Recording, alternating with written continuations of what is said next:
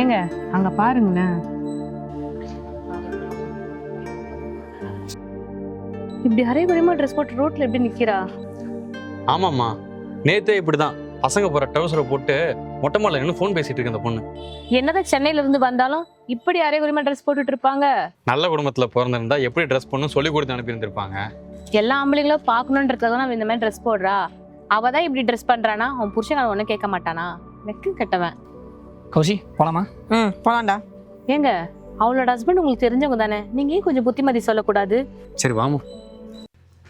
என்ன தம்பி எப்படி இருக்கீங்க? இன்னும் ஊர் பக்கம் வந்திருக்கீங்க? 12 நாள் ஆகுதுண்ணே, இன்னும் ஒரு வாரம் இங்கே தான் இருப்பேன். ஊருக்கு வந்திருக்கீங்க, பாடதண்டல கட்ட மாட்டீங்களா? இல்லைங்க, எனக்கு இந்த ட்ரெஸ் தான் கம்ஃபர்டபுளா இருக்கு, அதனால தான் போட்டிருக்கேன். இது உங்களுக்கு சௌகரியமா இருக்குதுன்னா அதை உங்க ஊர்ல போடுங்க.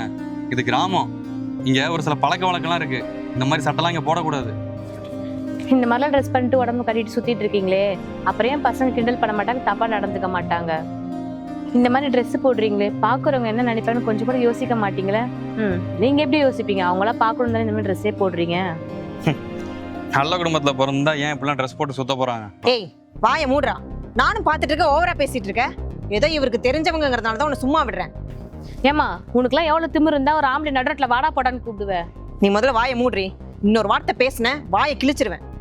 ஆமா, எப்படி ஒருத்தவங்க போடுற ட்ரெஸ்ஸை வச்சு நல்லவங்களா கெட்டவங்களான்னு முடிவு பண்றீங்க? இப்படி உடம்பு தெரியாம ட்ரெஸ் போட்டா வேற என்ன சொல்லுவாங்க? நீ மட்டும் என்ன லட்சணமா ட்ரெஸ் போட்டிருக்க? நீ போட்டிருக்க சாரியில தான் முதுகு தெரியுது, இடுப்பு தெரியுது, எல்லாம் தெரியுது. அப்ப நீ என்ன தரங்கெட்டவளா? என்ன சொன்னீங்க? இந்த மாதிரிலாம் ட்ரெஸ் பண்ணால் பசங்க கிண்டல் பண்ணுவாங்க, தப்பாக நடந்துப்பாங்களா? நீங்கள் சொல்கிறதெல்லாம் பார்த்தா புடவை கட்டுற எந்த பொண்ணுக்கும் ஹராஸ்மெண்ட்டே நடக்கிறது இல்லையா? நம்ம ஊரில் சின்ன குழந்தையிலேருந்து வயசான பாட்டி வரைக்கும் எல்லாருக்கும் பிரச்சனை போயிட்டே தான் இருக்குது. அவங்ககிட்ட போய் சொல்லுவீங்களா நீங்கள் போடுற ட்ரெஸ்னால தான் உங்களுக்கு இந்த தப்பு நடக்குதுன்னு? நம்ம ஊரில் மட்டும்தான் தப்பு பண்ணுறவங்களை விட்டுட்டு பாதிக்கப்பட்டவங்களை குறை சொல்கிறோம். ஒரு பொண்ணு எப்படி ட்ரெஸ் பண்ணா உங்களுக்கு என்ன? நீங்க எதுக்கு பாக்குறீங்க? நாங்க வந்து சொன்னோமா இப்பெல்லாம் ட்ரெஸ் பண்றோம் வந்து பாருங்கன்னு? நாங்க எங்க இஷ்டத்துக்கு ட்ரெஸ் பண்றோம். ஒரு பொண்ணு நல்ல பொண்ணா கெட்ட பொண்ணான்னு முடிவு பண்ணுறது அவங்க போடுற ட்ரெஸ் இல்லை, அவங்க சிந்தனையும் செயல்லையும் இருக்குது. ஒரு பொண்ணு புடவை கட்டுறான்றதுக்காக அவன் நல்லவளும் கிடையாது, மாடர்ன் ட்ரெஸ் போடுறான்றதுக்காக அவள் கெட்டவளும் கிடையாது. ஒரு பொண்ணாக இருந்துட்டு பொண்ணுங்க போடுற ட்ரெஸ்னால தான் அவங்களுக்கு ஹராஸ்மெண்ட் நடக்குதுன்னு சொல்கிறீங்களே, உங்களுக்குலாம் வெக்கமா இல்லை இப்படி பேசுறதுக்கு?